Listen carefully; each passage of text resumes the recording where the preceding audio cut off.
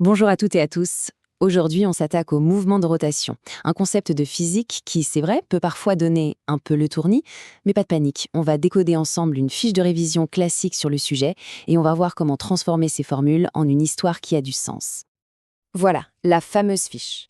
À première vue, ça peut paraître un peu dense avec toutes ces lettres grecques, ces formules. Notre but, c'est de décomposer tout ça, brique par brique, pour que ça devienne limpide.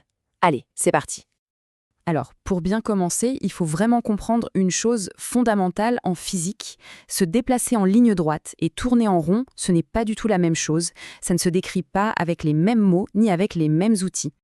D'un côté, on a ce qu'on appelle la translation. C'est simple. Un objet avance, il va d'un point A à un point B. Sa position, on la mesure en mètres. C'est le monde qu'on connaît le mieux. Et de l'autre, on a la rotation. Là, un objet tourne autour d'un axe comme une roue de vélo.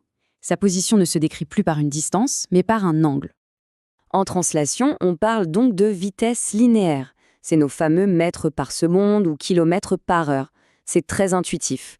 Mais comment on applique cette idée à un objet qui tourne sur lui-même, sans jamais vraiment avancer, comme un disque vinyle sur une platine?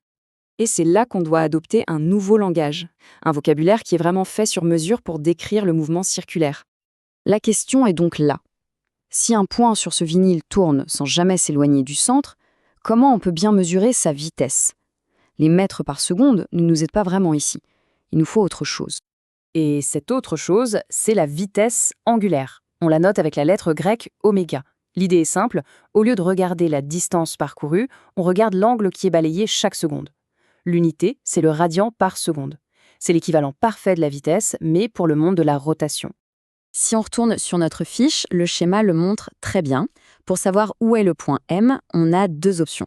Soit on mesure la distance S qu'il a parcouru le long du cercle, soit, et c'est souvent plus direct, on mesure simplement l'angle θ qu'il a parcouru depuis le début. Ok, maintenant on a nos deux langages, celui de la ligne droite et celui du cercle. La grande question, c'est est-ce qu'on peut passer de l'un à l'autre? Est-ce qu'il y a un pont entre ces deux mondes? En d'autres termes, si on sait à quelle vitesse une roue tourne sur elle-même, est-ce qu'on peut calculer la vitesse réelle en mètres par seconde d'un point tout au bord du pneu? La réponse est oui, et la clé pour y arriver est vraiment toute simple. L'ingrédient magique, ce qui fait le lien entre ces deux univers, c'est le rayon du cercle, c'est-à-dire la distance entre le centre et le point qui tourne. Et voilà la formule qui connecte tout.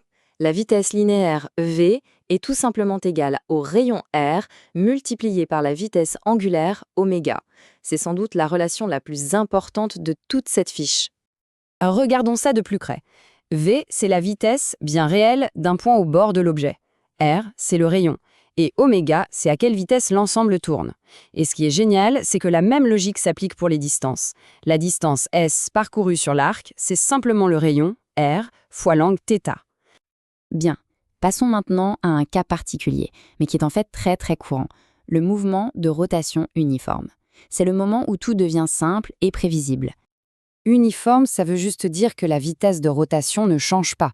Pensez à l'aiguille des secondes sur une montre. Sa vitesse angulaire est parfaitement constante. Elle n'accélère jamais, elle ne ralentit jamais. Et si la vitesse est constante, ça veut dire que le temps pour faire un tour complet sera toujours le même. C'est ça qu'on appelle la période qu'on note T. Par exemple, la période de rotation de la Terre sur elle-même, c'est environ 24 heures. La fréquence, c'est l'idée inverse. Au lieu de se demander combien de temps pour un tour, on se demande combien de tours en une seconde. Ça se mesure en Hertz. Un moteur qui tourne à 50 Hertz, eh bien ça veut dire qu'il fait 50 tours complets chaque seconde. Du coup, la relation entre les deux est hyper simple. La fréquence, c'est juste l'inverse de la période. Si on en connaît une, on trouve l'autre tout de suite. L'énorme avantage d'un mouvement uniforme, c'est qu'on peut tout prévoir. On peut écrire une petite formule pour savoir exactement où se trouvera notre objet à n'importe quel instant. C'est ce qu'on appelle l'équation horaire. Cette équation, c'est un peu une machine à voyager dans le temps. Elle nous dit que l'angle, à un instant t, est égal à la vitesse de rotation, soit le temps qui s'est écoulé, plus l'angle qu'on avait au départ. Avec ça, on peut prédire le futur. Et cette relation, on la voit très bien sur le graphique de notre fiche. Si on trace l'angle en fonction du temps, qu'est-ce qu'on obtient? Une ligne droite. C'est la signature visuelle d'une progression parfaitement constante, régulière, et donc prévisible. Et pour boucler la boucle, on retrouve exactement la même chose dans le monde linéaire. La distance, S parcourue le long de l'arc, c'est la vitesse linéaire V fois le temps, plus la position de départ. les deux mondes se répondent en miroir. Alors, en résumé, si on devait retenir l'essentiel de cette fiche, ce serait quoi?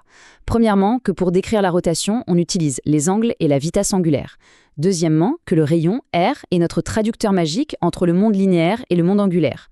Troisièmement, les formules clés à retenir sont S égale Rθ et V égale Rω.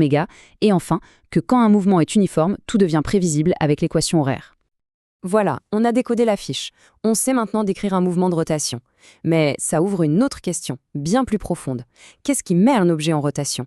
Qu'est-ce qui peut le faire accélérer ou le faire freiner? Et ça, c'est le début d'un tout nouveau chapitre passionnant, celui des forces et des moments.